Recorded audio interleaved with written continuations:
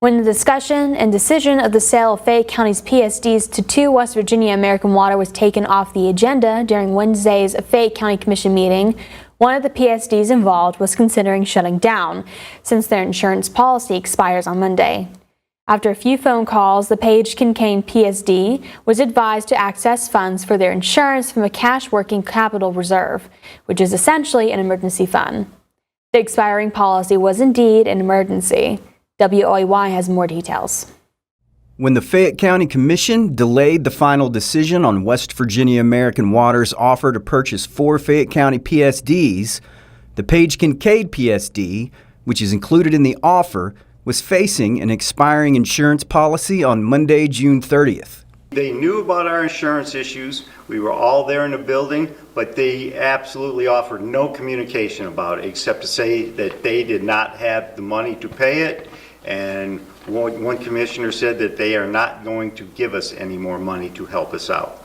Having an uninsured staff operating a PSD was not an option for the chairman of the PSD's board.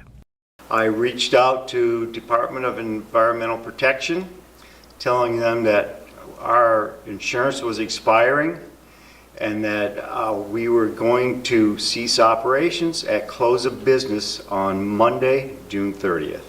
Multiple other phone calls were made. We are now going to pay our insurance out of our cash working capital reserve. That we were told to do that by IJDC and John Brenneman from Fayette County Commission.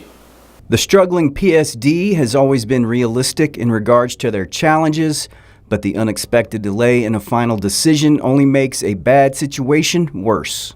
At a public meeting at the Loup Creek Fire Station in Page back in March, having conversation with Fayette County Commission and American Water, I told them that we were not going to fight the takeover, that we wanted a smooth transition, and we were trying our best to keep operating, but we're going to need help. And any help we've got has so far been tied up in red tape for a long time. We were told the timeline, the agreement would probably be in April or May. It's toward the end of June, and that's still not done. As the process drags on, frustration is building on both sides. Back in May, we had asked for assistance from Fayette County Commission to get our jetter repaired and to buy some grinders, and the only response we got from them about a week later was they asked for a whole stack of paperwork about all the debts that we have. That was the only response we got to that, and then we reached out to them for insurance help, and we got no response on that until after we started calling these other people and they contacted them.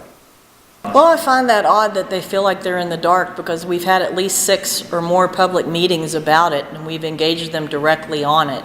They've been invited to and have participated in the public meetings we've had in their area or about their PSDs.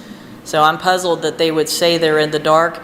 The only thing they're in the dark about are contract negotiations that are specifically meant to be in the dark until they are resolved and the commission votes on a final term of the contract. Although the immediate insurance problem has been resolved, there appears to still be a long road ahead. We have found out now that even when the deal is approved, that it'll probably be next year before the final takeover happens, and we still have to do our best to operate, and it is very much a struggle. In Fayette County, this is Mike Teeney, Newswatch 4.